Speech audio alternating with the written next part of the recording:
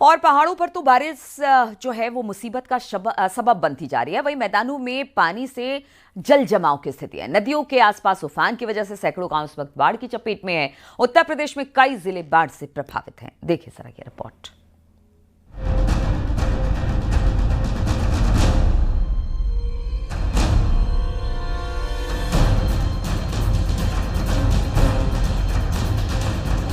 एक तरफ पहाड़ों में तबाही मची हुई है तो वहीं मैदानों में बाढ़ ने हालात मुश्किल बना दिए हैं।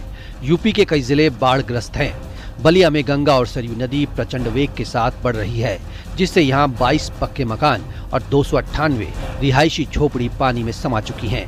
कई प्राइमरी स्कूल डूब चुके हैं, जिससे पढ़ाई में भी दिक्कत आ रही है। राहत टीमों की तैनाती कर दी गई है। हमारे परिषदीय विद्यालय भी प्रभावित हुए हैं। कुल अभी तक 78 परिषदीय विद्यालय ऐसे हैं जिनमें पानी है और इस वजह से वहाँ के परिषदीय विद्यालयों को बंद कर दिया गया है और वहाँ छुट्टी घोषित कर दी गई है और सभी स्थानीय वासियों से अनुरोध किया गया है कि वो अपने बच्चों को बाहर न भेजें, जिससे कोई दुर्घटना न होने पाए। बहराइच में बाढ़ से हालात खराब हैं। भारी बारिश और नेपाल से छोड़े गए पानी की वजह से बहराइच में कई गांव डूब गए। घाघरा नदी में आए उफान की वजह से लोगों की मुश्किलें बढ़ गईं। कई मकान पानी में डूब चुके हैं। लोग सुरक्षित जगह पर जाने की मशक्कत कर रहे हैं। खेत खलिहानों का नामो निशान नहीं बचा, क्योंकि हर तरफ पानी ही पानी दिख रहा है।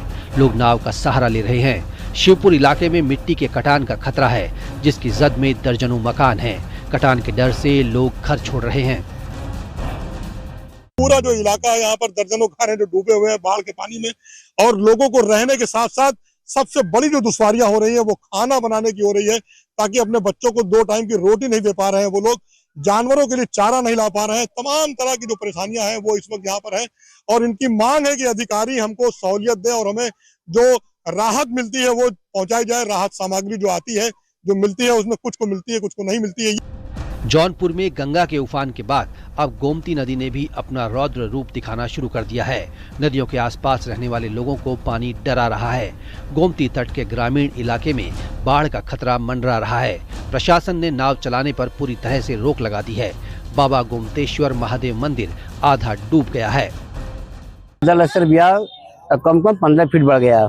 आज के डेट में 15 फीट पानी ऊपर आ गया है। जो गोमतेश्वर बाबा का दरबार था वो डूब गया।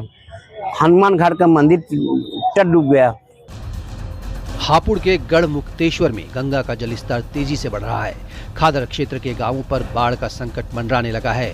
कई गांव की सीमाओं को पार करते हुए गंगा का पानी आबादी तक पहुंच गया है, जिसके चलते प्रशासन भी मुस्तैद नजर आ रहा है। बाढ़ चौकियां बनाई गई हैं। बढ़ते जलस्तर के कारण लठीरा के आसपास के जो हमारे गाँव हैं, बड़ावली हो गया, जो मढ़ैया है, वहाँ पे खेतों में पानी घुस आया है। कल रात्रि को मेरे और कप्तान साहब के द्वारा इन क्षेत्रों का भ्रमण भी किया गया, तो खेतों में लगभग 1-2 फीट पानी आ गया है। परंतु चूंकि गांव की आबादी थोड़े ऊंचे स्तर पर स्थित है, इसलिए आबादी में अभी पानी नहीं घुसा है। बिजनौर की बात करें तो बाढ़ से कई गांव प्रभावित हुए हैं। सड़कों पर हर जगह जल भराव दिख रहा है। अमेठी में रुक रुक कर बारिश आफत बन गई है। गयासपुर गांव में तेज हवा के चलते एक पुराना पेड़ घर के छप्पर पर भर भरा कर गिर गया। एक महिला की मौत हो गई। राजधानी दिल्ली की बात करें तो यहाँ यमुना नदी उफान पर है।